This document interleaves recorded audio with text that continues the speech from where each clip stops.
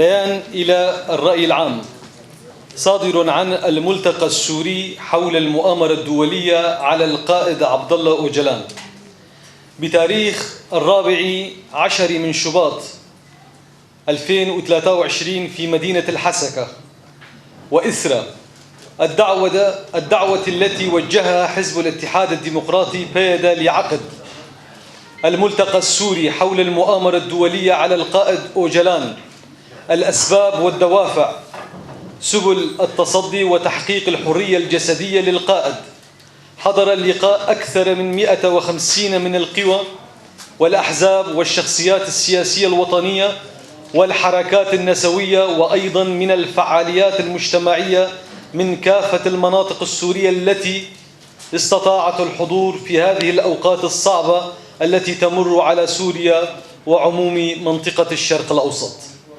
افتتح الملتقى بدقيقة صمت على أرواح شهداء الحرية، وقدم تعازيه الصادقة لضحايا الزلزال الذي ضرب المنطقة، ثم تناول من خلال محورين الأسباب والدوافع لمؤامرة 15 شباط، إضافة إلى محور تناول سبل التصدي لهذه المؤامرة التي استهدفت في حقيقتها كما بيّنتها وقائع العقد الأخير بشكل خاص في أنها استهداف لإرادة شعوب المنطقة برمتها وحقها في التغيير والتحول الديمقراطي الجذري الشامل. كما بيّن الملتقى بأن دخول المؤامرة عامها 25 قد تزامنت بما تشهده المنطقة من هجمات الإبادة الجماعية الفاشية المستمرة منذ 24 عاما على مستوى المؤامرة، وفي الوقت نفسه المقاومة التي لا مثيل لها في التاريخ، وأن هذه الهجمات تعد بالأكثر وحشية، وبأن المؤامرة الدولية تم التخطيط لها وتنفيذها من قبل قوى الحداثة الرأسمالية من أجل القضاء على القائد أوجلان وحركة حرية كردستان وإبادة الشعب الكردي.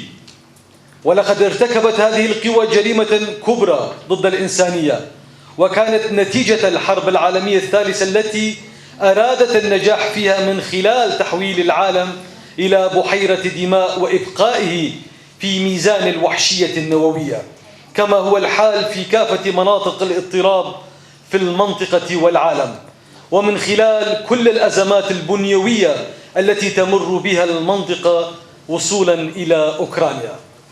كما أكد المجتمعون من خلال مداخلاتهم بأن الملتقى يهدف كما عشرات الفعاليات والأنشطة التي ينظمها شعبنا وأصدقاؤنا بقيادة المرأة والشبيبة ضد المؤامرة الدولية إن في سوريا أو في أجزاء كردستان الأربعة أو في جميع أنحاء العالم إلى تدمير نظام التعذيب والعزلة في إمرالي في العام 25 وضمان الحرية الجسدية للقائد أوجلان، لأن هذه الخطوة وهذا الحدث مهم من أجل الشرق الأوسط وجميع الإنسانية. كما أكد الملتقى على خصوصية المرحلة وبيان أزمتها البنيوية وما أحدثتها حقيقة الدولة القومية المركزية من نتائج كارثية على البشرية وعلى الطبيعة والبيئة في مثال الاعتلال المناخي وتداعياته الكارثية، وأن فاشية حزب العدالة والتنمية وحزب الحركة القومية مهب وأكف مع بداية العام 25 للمؤامرة الدولية بدأت تزيد اعتدائها على شعوب المنطقة وبشكل خاص سوريا، محاولة احتلال مناطق جديدة للحيلولة دون انهيار حكومتها، وتشدد الضغط والظلم على القائد أوجلان وعلى شعوب المنطقة وتمرير مشاريعها الهدامة في المنطقة من خلال عثمنتها وإعادة إرجاع مسارها إلى الوراء. واتفق المشاركون في الملتقى السوري على البيان الختامي الذي يشمل المخرجات التالية: 1. قضية الحرية الجسدية للقائد أوجلان من القضايا المحورية للسوريين أيضا، كما هي قضية للأحرار المؤمنين بعدالة القضية الكردية، وأن السلام العادل والشامل والأمن والاستقرار في منطقة الشرق الأوسط لن يتحقق إلا بعد أن تحل مجموعة قضايا الشرق الأوسط في مقدمتها القضية الكردية وتحقق الحرية الجسدية للقائد أوجلان وإنهاء حيثيات المؤامرة بشكل كلي. 2. دعوة المجتمع الدولي والأمم المتحدة والجمعية العامة التحرك وفق خطوات ملموسة وعاجلة للجم آلة الاحتلال التركي ووقف اعتداءاته على شعوب المنطقة وإنهاء تدخلاته والتي تمثل انتهاكا للقانون الدولي وقرارات الأمم المتحدة واتفاقية جنيف الرابعة وميثاق روما الأساسي. 3. التأكيد على أن مشروع عثمنة المنطقة وما يعرف بإحياء الميثاق تركيا الملي بميثاق تركيا الملي هو غير قانوني ويهدف لإطفاء الشرعية على الاحتلالات التي تقوم بها تركيا الأردوغانية إن في العراق وفي سوريا أو في عموم مناطق كردستان ضمن سياسة الإبادة الثقافية والتغيير الديموغرافي التي تقوم بها تركيا منذ بداية تأسيسها وحتى اللحظة الراهنة. 4.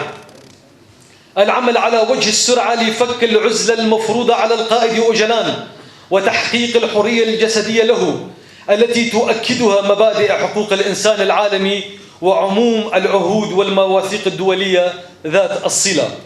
5.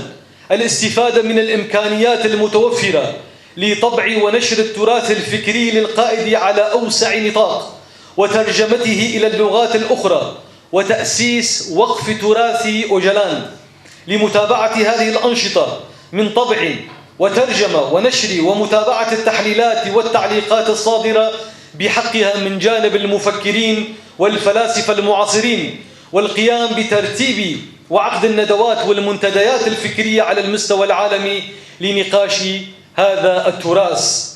6. تنظيم آلية تواصل مع القوى الديمقراطية في المنطقة والعالم بهدف التعريف بأفكار وفلسفة القائد أوجلان والقيام بعقد ندوات مشتركة بهذا الخصوص. 7. العمل على نشر وترجمة الأفلام واللقاءات والفيديوهات والمحاضرات التي قام القائد بإلقائها.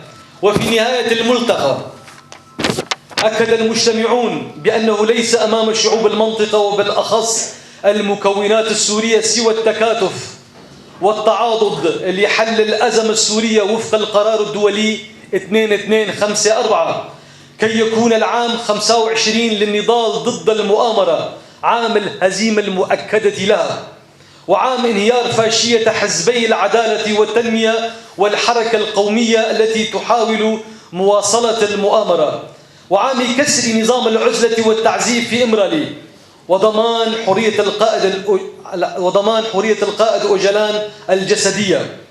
وجدد الملتقى الدعوة لعموم مكونات شعبنا السوري وكافة قواه الديمقراطية والوطنية إلى فهم حقيقة العام 25 للمؤامرة الدولية وخوض النضال حتى الانتصار وتحقيق تطلعات شعبنا بعموم مكوناته.